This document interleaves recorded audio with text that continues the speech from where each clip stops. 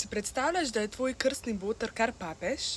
Dragi botrček, radi te imamo, je vzkliknila 29-letna Midred, ko je izvedela, da je bil za papeža izvoljen njen boter Robert Prevost. In kako se je vse skupaj začelo? Ko je Prevostu umrla mama, ga je prijatelj Hektor prosil, če sme po njej poimenovati svojo hčerko. Pozneje ga je tudi prosil, naj bo dekličin boter. Čeprav Mildred nima veliko spominov na svojega krstnega botra, saj se nista pogosto srečevala, so bili njegovi nauki in njegov vzgled v njenem življenju pogosto navzoči.